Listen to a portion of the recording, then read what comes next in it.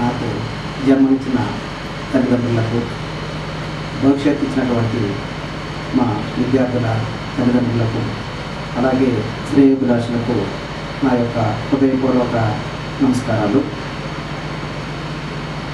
నేను 30 సంవత్సరాలుగా విద్యారంగంలో చేసినటువంటి విశిష్ట సేవలను గుర్తించి ప్రైమ్ 9 వారు నాకు ఎక్సలెన్స్ అవార్డు ప్రదానం చేసినందుకు చాలా గర్వకారణంగా ఉంది.